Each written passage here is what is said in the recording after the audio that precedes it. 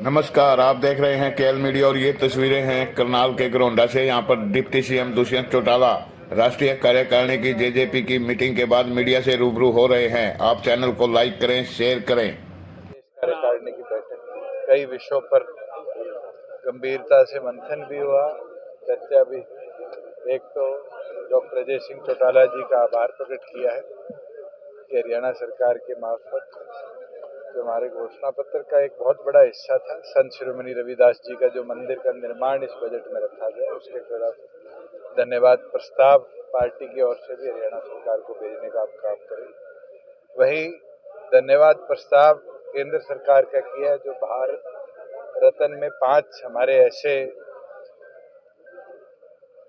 महानुभाव जिनने देश सेवा में अपना समर्पण किया, जो पिछले दिनों में दिए गए हैं। और उसके साथ ये मांग भी हम लिखित में भेजेंगे कि स्वर्गीय काशीराम जी को और स्वर्गीय चौधरी देवीलाल जी को भविष्य के अंदर भारत सरकार भारत रत्न से सम्मानित करने का काम करे।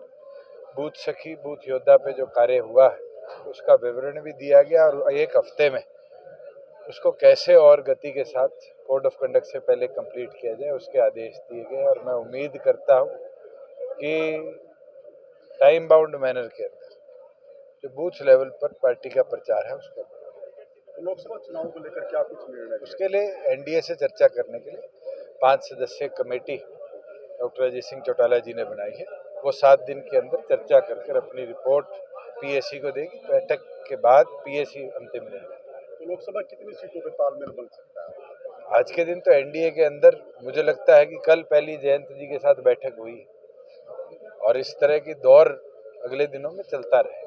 बैठ के चर्चा करके इस पे कोई निष्कर्ष नहीं। सर, कल बीजेपी ने इंटरनल इशू है, मुझे लगता है वो बेहतर विवरण दे पाए। कल जो बरसात हुई है, ओलावृष्टि हुई है, काफी नुकसान कल हुआ है। रात को ही हरियाणा सरकार ने 15 मार्च तक गिरदावरी जो चल रही थी उसकी सीमा को बढ़ाने का काम किया है, ये देखते हुए कि कल रात तक ओलावृष्टि अलग अलग जिलों के अंदर हुई।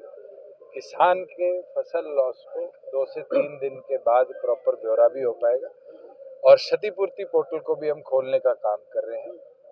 जिस किसान को भी खेत में क्षति हुई है वो क्षतिपूर्ति के माध्यम से अपनी क्षति का ब्यौरा सरकार को देगी। किसान बैठे हुए हैं सर लगातार, और आज पंजाब सरकार हरियाणा की तर्ज पे 14 फसलों का एमएसपी दे दे, मैं कहता हूँ शाम को खत्म हो जाएगी। उनकी मांग तो एमएसपी की है, हरियाणा दे पा रहा है, पंजाब नहीं दे रही, तो फेलियर पंजाब गवर्नमेंट का है। प्रेमलता जी बार बार बयान दे रही है कि जेजेपी को बाहर कर। 4.5 साल हो गए, कोई नया बयान दिया है उनके परिवार ने? ले आओ कोई नई चीज।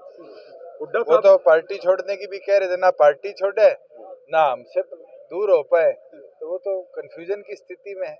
आम आदमी पार्टी और कांग्रेस का गठबंधन हुआ है। कांग्रेस अपने आप को बहुत बड़ा दल मानती है और जिस हिसाब से आम आदमी पार्टी को कुरुक्षेत्र की सीट दी है, मुझे लगता है कांग्रेस को भी बैसाखियों की जरूरत है। एक नया फार्मूला है, क्या चर्चा ये है कि कैंडिडेट जेजेपी का होगा, चुनाव चिन्ह कमल का होगा? मैं ये मानता हूँ कि जननायक जनता पार्टी जो है वो चौधरी देवीलाल की सोच को कमजोर नहीं कर। सर, एक हुड्डा ने एक बयान दिया, अभी प्रेस कॉन्फ्रेंस की है कि जेजेपी और भारतीय जनता पार्टी समझौता को लेकर एक नया समझौता करने जा रही है। अभी उन्होंने रोहतक में प्रेस कॉन्फ्रेंस की। भाई उनसे पूछो समझौते का समझौता क्या होता है।